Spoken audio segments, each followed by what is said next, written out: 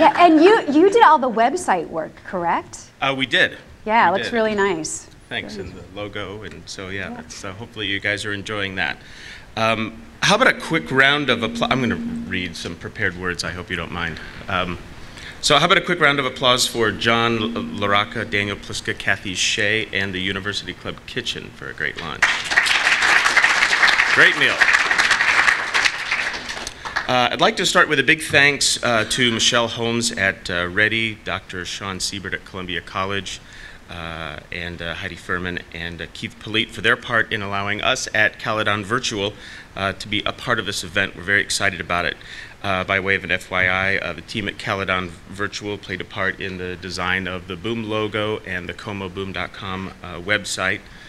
So we do hope that you've enjoyed that. If you have any comments or anything that you might suggest for future years, improvements or whatnot that we could make, I hope you'd reach out and let me know. For some of you, entrepreneurship has been a part of what you've wanted to do for a long time, but for others like me, you may have found yourself a part of the scene a little bit later, or for other reasons. If you're like some folks, you discovered later on that you had the knack for this kind of thing, or if you're like me, you've been labeled by more than one supervisor in your past, either directly or in a more tactful way, as unemployable. Either is okay, some of you, yes, some of you. Either way, we're very glad you're here. I was particularly excited to learn that Caledon Virtual would have an opportunity to present our next speaker on the topic of startups in the Midwest and the idea of the Silicon Prairie. For several years, my excitement has really grown around the idea that this area could be nationally, if not internationally, known for its startups and entrepreneurs.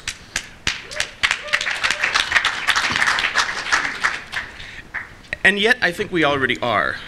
Some are names that we all know well, and we throw around quite a bit, like NasoPure, Carfax, Print Ninja, Tuality, Veterans United, Zapier, Dungarees.net, which I believe is still the second largest single-store retailer of Carhartt clothing in the country. Could be wrong about that. Peter Meng's Learning Web, Service System Software, Service Noodle, Newsy, but there are others. Some have come and gone. Some operate quietly under the radar, and others have been around for so long that we hardly even think of them anymore as Columbia startups.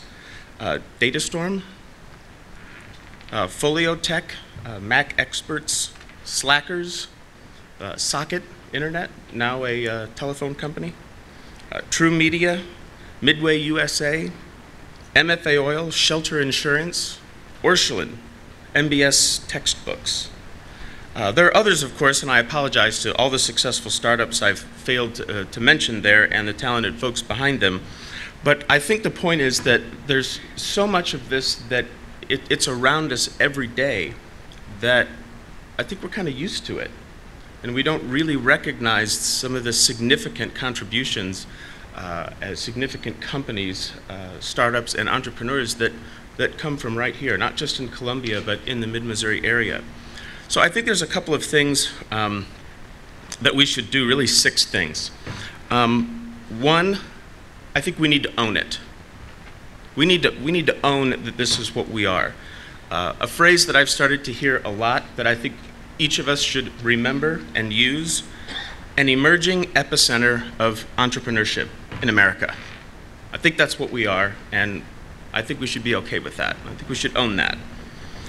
Number 2, I think we need to believe in ourselves and each other. 3, I think we need to believe in the resources that we have in this area, and that includes people, institutions, capital, government programs, real estate, infrastructure, our location, all of it. Number 4, I think we need to communicate it. Casually mentioning it in the elevator, screaming it from the mountaintops, everything in between. And not just here, but everywhere else that we go. Number 5, we need to work together. This is not about me or any single one of you. This is about all of us. A rising tide raises all boats, And together we can raise the tide of entrepreneurship and economic development in Columbia and mid-Missouri. And 6, we need to do it. Just do it. Oh, sorry, Nike. Didn't mean to do that. If you know what to do, then do it. And if you don't know what to do next, there's no excuses.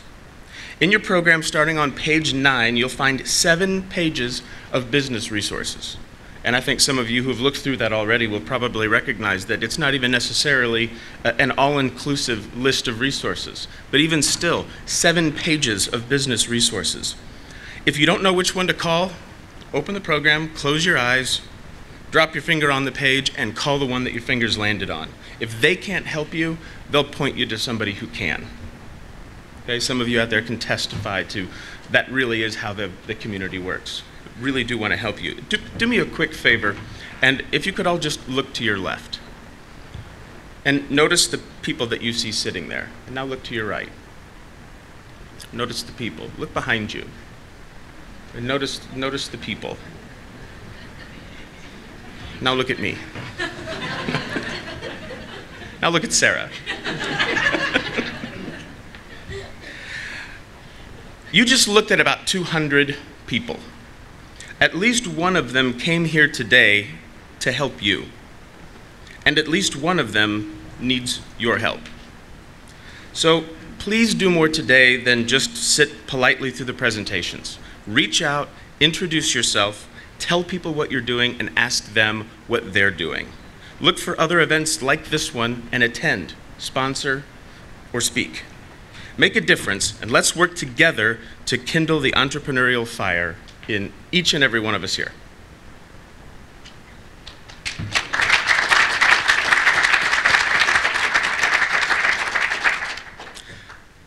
So, Jeff Slobotski, am I saying that right? I hope so. Jeff, is that right? That is correct. Perfect. You said it excellent. Thank you. I'm very sensitive about last names. It's a thing. Is the co-founder and chief community builder at Silicon Prairie News, based in Omaha. Silicon Prairie News is a digital media company and website dedicated to highlighting, connecting, engaging, and supporting entrepreneurs, creatives, and investors. Silicon Prairie News uses an emerging model for the development of a grassroots entrepreneurial ecosystem in 3 regions: Omaha, Des Moines, and Kansas City. Under Jeff's vision and leadership, Silicon Prairie News is putting the Midwest, otherwise known as the Silicon Prairie, you see what he did there? On the national map in the world of startups. So please help me give a warm boom welcome to Mr. Jeff Slobotski.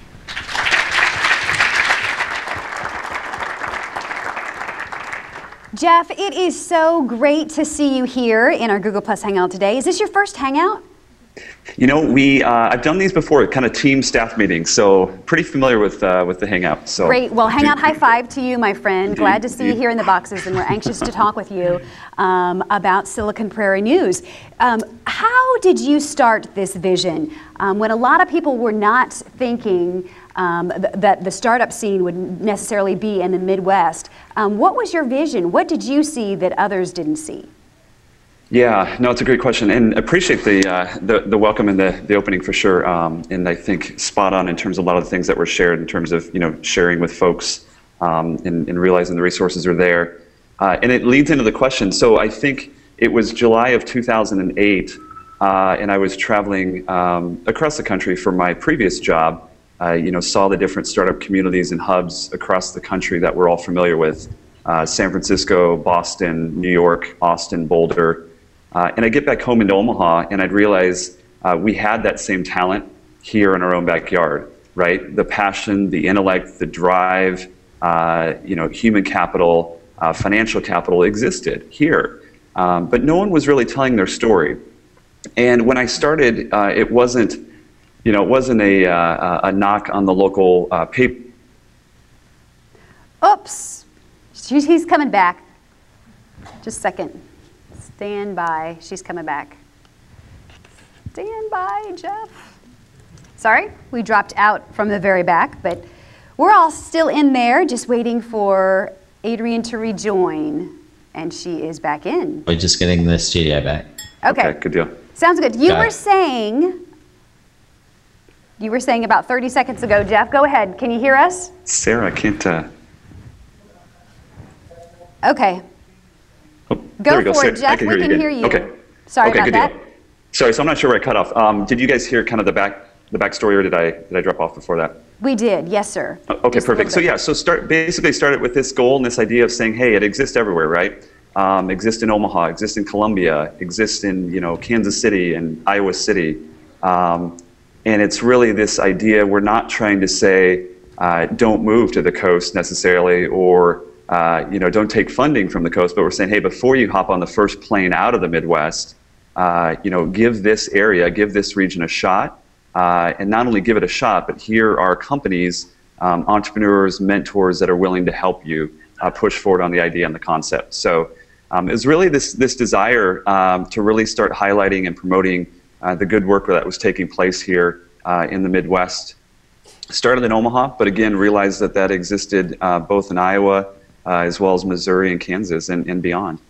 So people who are watching this from outside of mid-Missouri, give your best pitch here about the Silicon Prairie. Why should people start their businesses in the Midwest? What makes us unique? You bet. I think it's the drive, right? The sheer raw talent and passion and drive of the entrepreneurs that I and our team has seen. It's kind of a heads down, just build it, not looking for a lot of hype or fluff or outside validation. It's just this idea to say, hey, we just go heads down and try to build companies that solve real problems. And again, that carries over to the investment community. The investors that are here within the region aren't looking to create the next Instagram necessarily. The returns, absolutely, but creating something that may or may not solve a real issue, I think doesn't fly as well here as it does elsewhere. And so I think you've got just a humongous base of talent to work with, and a very passionate, and talented kind of community, really, to kind of build and scale what you might want to do or build here. So you talked a little bit about how the Midwest is different. How are we the same as, say, what's going on in Silicon Valley? Yeah, it's a great question. I think on that same sense, we're wanting to create something, right? We're wanting to leave our legacy or leave our mark somehow, whether that's through building a company or starting a nonprofit. So I think that resonates everywhere, right? The types of companies created, or the types of nonprofits created, or whether maybe it's a physical good company that's created here, more around fashion or apparel. I think that resonates elsewhere, right? Across the country and frankly around the world. It's this idea to say, hey, we want to have our hand in creating something and be a part of something bigger than ourselves, right? And that we can look back to say, hey, I was on this team that accomplished X, Y, Z, or built a company that hired 15 people from my city, whatever that might look like. So I think it's this sense of just wanting to leave a mark and leave kind of an identity or footprint on what we do. So let's talk a little bit about Series A and Series B funding for tech startups, because some people are asking about that.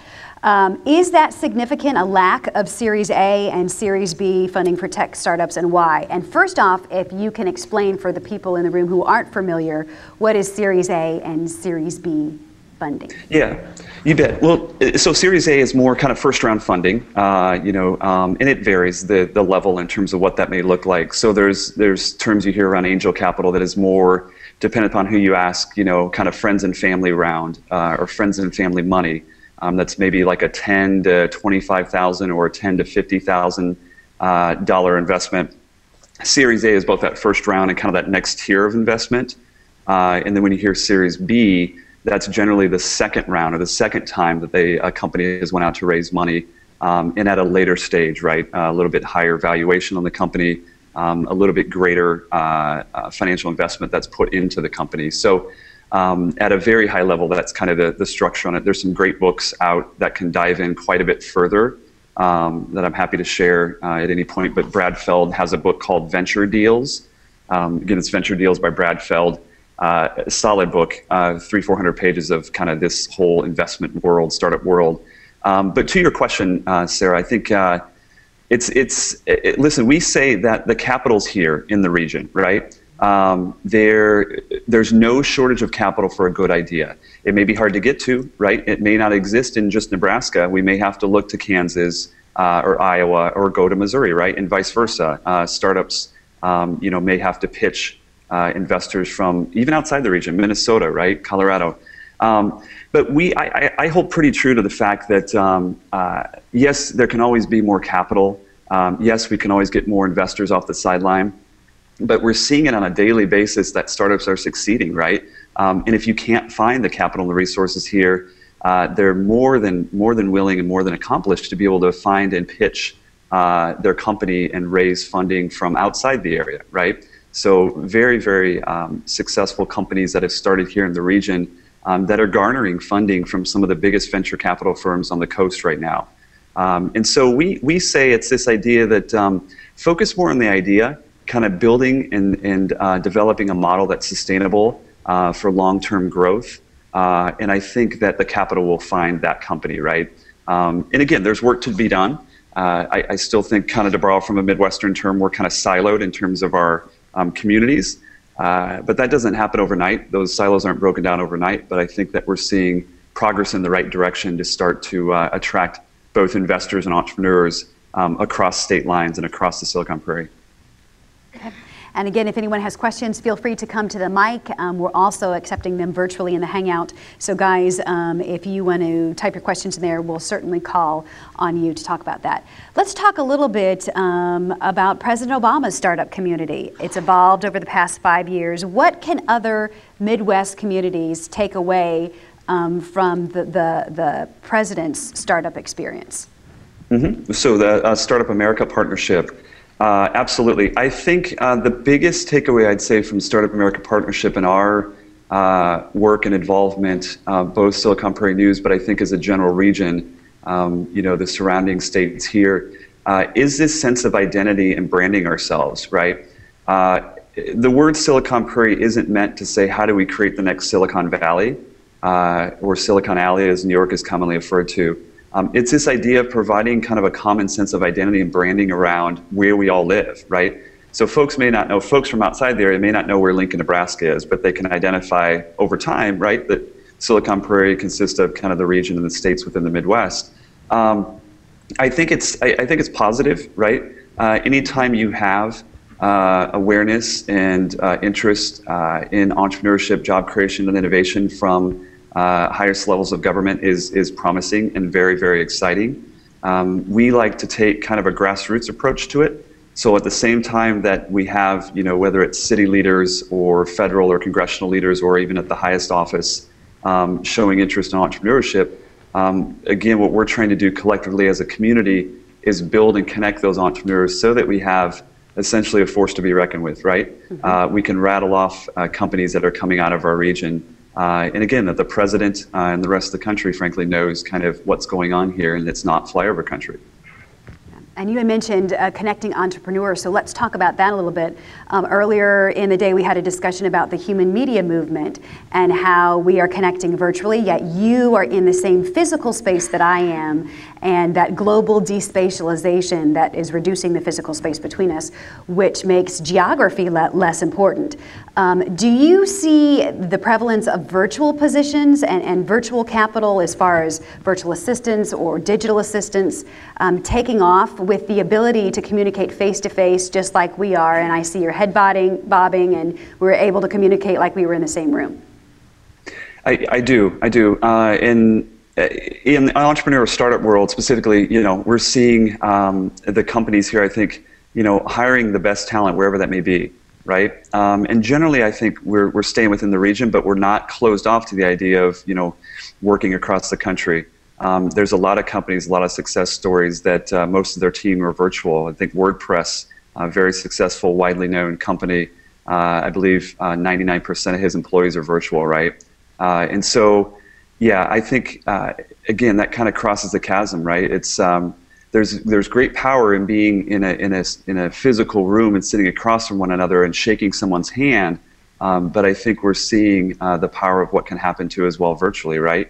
Through being, whether it's checking in with the staff on a daily basis for a 15-minute meeting that the individual may be across the country, across the globe. yeah, I mean, technology has really lowered the not only the cost but the barriers to entry for a lot of startups in our community. So what should we be doing here in the Midwest, here in Columbia, Missouri, in order to highlight our talent pool and highlight our startups? Yeah, it's a great question. I look back on what we've done here, and again, when I use the term we, I speak for the community. It's this idea of just telling the stories of what's happening, right? And it doesn't. I mean, it can be as simple as a Facebook group, right? Or just a blog that you start, and on some consistency, whether that's once a day, whether that's once a week, once a month, once a quarter, you're telling that story of what's happening within the community, within the region. And we also say that there's a fine, there's great power in connecting people online, but I also think that even organizing some smaller meetups and gathering, right?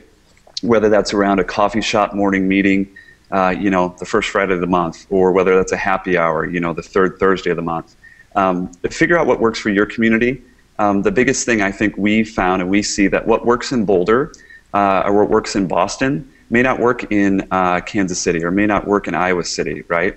It's this idea to say, hey, what kind of gels and what vibes does your community have, in a sense, to like where folks like to convene and meet. And then the last thing I think on that, we're wrestling with this idea. There's a very fine line between confidence and cockiness, right? But I do believe that communities and cities need to find their confidence in their voice, right?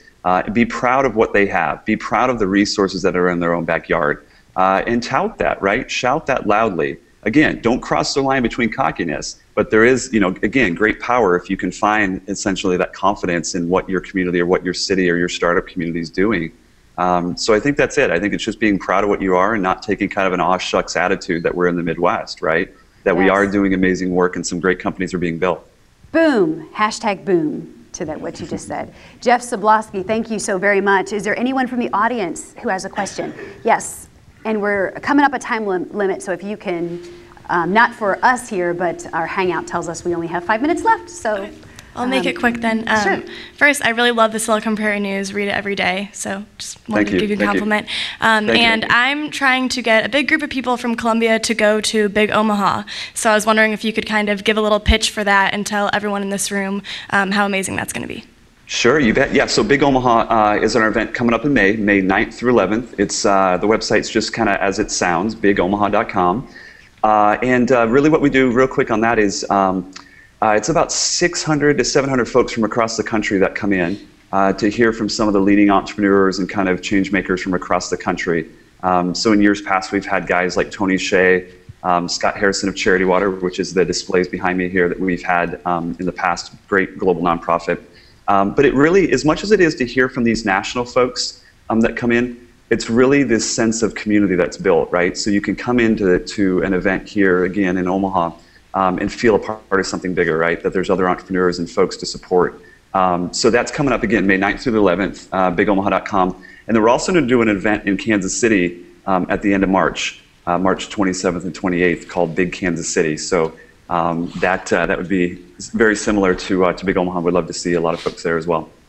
All right, Jeff, that is our questions for now, and Sure. We're going to ask you to exit the Hangout, and if you would rejoin at the new link that we give you, some of the individuals in our Hangout just have some questions for you. So the conversation continues in the new Hangout link once we end it, and we'll send you a new Hangout link. So appreciate you sharing your time and expertise with us. Love what you're doing with Silicon Prairie News. Thanks, Sarah. Appreciate it. Thanks, guys. Appreciate your guys' time and interest.